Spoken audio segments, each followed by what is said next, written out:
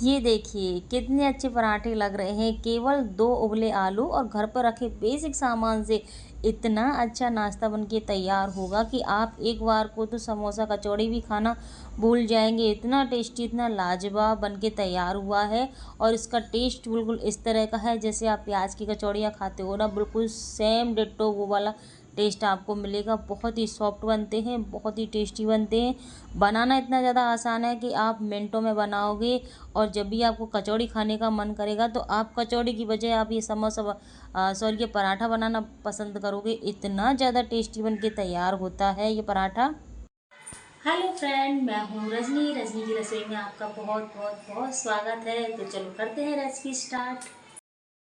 पराठा बनाने के लिए मैंने कुछ बेसिक सामान लिया है। इसमें से मैंने 10-12 तो लिए हैं लहसुन की कलियां हैं, और इसके साथ ये 5-6 मीडियम साइज़ के प्याज हैं, 2 हरी मिर्ची ले ली हैं, और इसके साथ एक अदरक का टुकड़ा लिया है।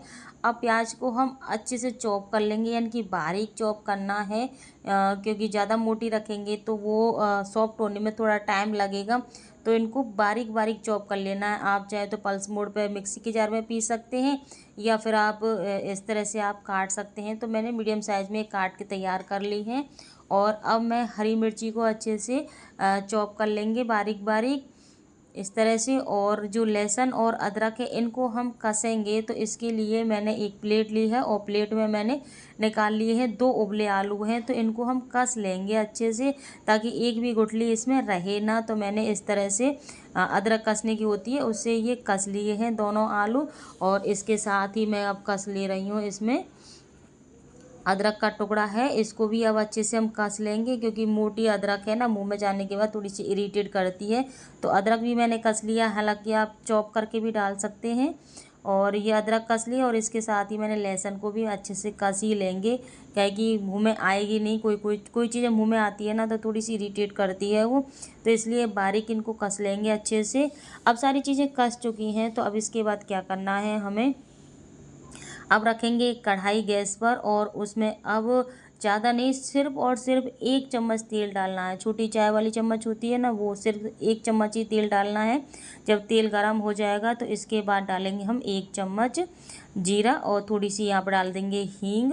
और बस इतना ही करना है। जब तड़क जाएगी ना तो इसके बाद हमें डालनी है हरी मिर्च जो कटी हुई हैं। इनको अच्छे से भून लेंगे। पहले हरी मिर्च भून लेते हैं, पका लेते हैं, तो इनका तीखापन है वो कम हो जाता है। इसके बाद डालेंगे हम लहसुन को, और इसको भी थोड़ा सा फ्राई करेंगे, अलट पलट करेंगे। इसके बाद डालेंगे हम कसी हुई अदरक को। इन सब चीज़ को अच्छे से पहले भून लेंगे, तो क्या है कि इनका फ्लेवर अच्छे से आएगा।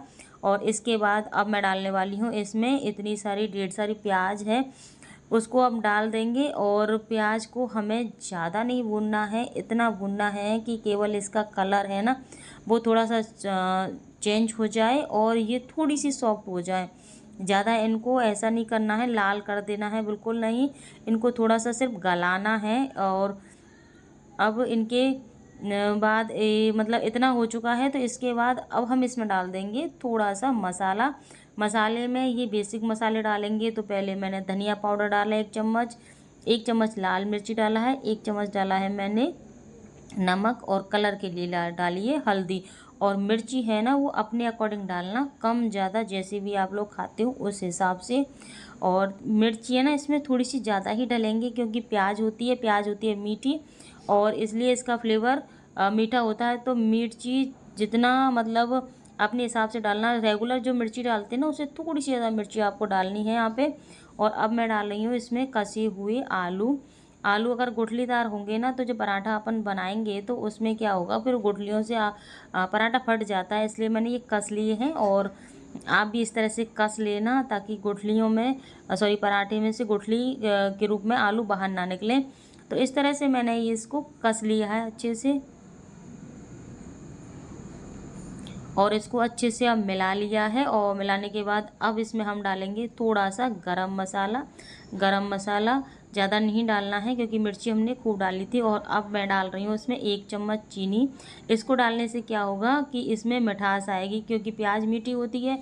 फिर उसके बाद हमने ये मिर्ची मसाले नमक सारी चीज़ डाली है ना, तो प्याज का जो फ्लेवर है ना वो दब जाता है, इसलिए हम इसमें थोड़ी सी शक्कर मिलाते हैं। और इसके बाद इसको बैलेंस करने के लिए अब इसमें मैंने 2 चम्मच डाल दिया है बेसन का। बेसन का डालना बहुत ज़्यादा ज़रूरी है क्योंकि इससे बहुत अच्छा टेस्ट आता है और इससे क्या है बाइंडिंग भी बहुत अच्छी हो जाती है स्टफिंग की। तो ये मेरी स्टफिंग लगभग बन के तैयार हो चुकी है। अगर आप यहाँ पे डालना चाहो ना तो अमचूर पाउडर भी डाल सकते हैं और मैं इसमें बाद में कुछ चीज़ें और ऐड करने वाली हूँ। तो अब मैं ये मसाला है ना इसको निकाल लेंगे स्टफिंग को, ताकि ये थोड़ी सी ठंडी हो जाएगी। और जब तक हम कर लेते हैं आटा लगाने की तैयारी। तो इसको चारों तरफ फैला के इस तरह से और रख दे रही हूँ। अब ये ठंडी हो जाएगी। अब ये ठंडी हो चुकी है। तो ठंडी होने के बाद अब मैं इसमें डालने वाली हूँ सौंफ, क्योंकि सौंफ मैं पहले डालना भूल गई थी और सौंफ का फ्लेवर बहुत अच्छा, मुझे तो बहुत अच्छा लगता है। और अगर आपको पसंद नहीं हो तो नहीं डालें, लेकिन सौंफ का फ्लेवर बहुत अच्छा आता है। और इसके बाद मैं इसमें डालना है मैंने आधा कटा हुआ नींबू का रस। इससे क्या है कि मसाला है ना बहुत ज़्यादा टेस्टी हो जाएगा। तीखा है, इसमें मीठा है और नींबू डाल दिया तो ये बहुत ज़्यादा चटपटा मसाला बन के तैयार होगा। मतलब पराठे इतने अच्छे बन के तैयार होंगे कि आप एक पराठा खाते हो तो 2 खाएंगे, अगर आप 2 खाते हो तो 4 पराठे खाएंगे। इतने ज़्यादा टेस्टी ये पराठे बन के तैयार होंगे। तो अब मैंने ली है लोई एक, और मीडियम साइज़ की लोई है, जितना आप रोटी के लिए लेते हैं उतनी बड़ी लोई लेके ले ली है मैंने। और अब इसको अच्छे से गोल कर लिया है और इसके बाद थोड़ा सा लगा लिया है इस पर आटा और इसको रफली हम इस तरह से बेल लेंगे जैसे हम रोटी बेलते हैं इस तरह से। और इस पराठे को ना थोड़ा सा मोटा रखना है, रोटी जितना हम सेक बेलते हैं ना उससे थोड़ा सा। अब मैंने इस पर डाल दी है 2 चम्मच के लगभग स्टफिंग इस तरह से, और इस पर प्लेटें पाड़ के हम पराठे की शेप ले लेंगे। तो इस तरह से मोमोज की तरह प्लेटें पाड़ लेंगे एक दूसरे के ऊपर चढ़ाते हुए।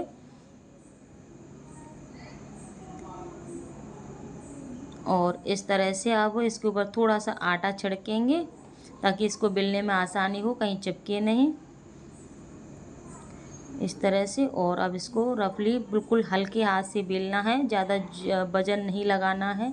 अगर आप वजन लगाएंगे तो ये फट सकता है। तो इसलिए इसको क्या है कि हल्के हाथ से बेलना है बिल्कुल। तो ये मैंने बेल के तैयार कर लिया है और आप देख सकते हैं, और चौड़ा और छोटा आप अपने हिसाब से कर सकते हैं। और देखिए आप कहीं से ना तो ये फटा है ना टूटा है, नहीं कहीं से स्टफिंग आपकी निकली है, बिल्कुल एकदम परफेक्ट बन के तैयार हुआ है। इधर मेरा तवा भी गर्म हो चुका है तो मैंने तवे के ऊपर इस पराठे को डाल दिया है। और जब एक तरफ से सिक जाएगा ना तो उसको दूसरी तरफ से पलट देना है इसी तरह से। और पलटने के बाद एक बार और पलट लेना है। और इसके बाद अब इस पर लगाएंगे हम घी। आप घी लगा सकते हो, रिफाइंड लगा सकते हो, तेल लगा सकते हो, आपको जो भी लगाना है पराठे के ऊपर आप वो लगा सकते हो। और इसको इस तरह से अलट पलट के अच्छे से गोल्डन ब्राउन क्रिस्पी होने तक इसको सेकना है। बहुत अच्छा इसके ऊपर कलर आ जाएगा जब तक इसको सेकना है। और गैस की फ्लेम है उसको मीडियम रखना है, मीडियम टू हाई इस तरह से रखना है। इस तरह से पराठा सेक के लगभग तैयार हो चुका है। तो इस पराठे को मैं निकाल ले रही हूँ। और इसी तरह से मैंने और बहुत सारे पराठे बना के तैयार किए हैं। केवल 2 आलू 4-5 प्याज थी सिर्फ, उससे इतने ज़्यादा पराठे बन के तैयार हुए हैं। तो ये मैंने पराठे बना के तैयार कर लिए हैं और अब मेरी ये थाली लग के तैयार हो चुकी है। बहुत ही ज़्यादा टेस्टी पराठे बन के तैयार हुए हैं, आप यकीन नहीं मानोगे, बहुत ज़्यादा टेस्टी। इतने ज़्यादा कि ऐसा लगा था जैसे प्याज की कचौड़ी खा रहे हैं हम। और बहुत ज़्यादा यूनिक, बहुत अच्छी चटपटी रेसिपी है। और बच्चों के लिए इसको रख सकते हैं बना के आप, और आप डिनर में बना सकते हैं, ब्रेकफास्ट में, जब भी आपको खाने का मन हो। बहुत जल्दी, बहुत 10 मिनट में बन के तैयार हो जाते हैं। बहुत ही अच्छी रेसिपी है। तो आप इसको एक बार ज़रूर ट्राई करना, एकदम नई। और ऐसा लगेगा आपको कि आप समोसा कचौड़ी का एंजॉय ले रहे हैं। तो आप इसको एक बार ज़रूर बनाना, बहुत ही अच्छी रेसिपी है। तो ये मेरा पराठा बन के तैयार है और हमने खूब अच्छे से एंजॉय किया है। तो आप भी इसको बनाइए, खाइए, एंजॉय कीजिए। आपको मेरी वीडियो अगर थोड़ी सी भी पसंद आई हो तो प्लीज़ लाइक करें और शेयर करें। कमेंट करके मुझे ये ज़रूर बताएं कि आपको मेरा ये रेसिपी कैसी लगी, आपको मेरा खाना कैसा लगता है। तो प्लीज़, और मुझे ये कमेंट करके ये ज़रूर बताएं कि आप कहाँ से मेरी वीडियो देख रहे हैं, ताकि मुझे मोटिवेशन भी मिले और मुझे पता भी चले कि आप कहाँ कहाँ से मेरी वीडियो देख रहे हैं।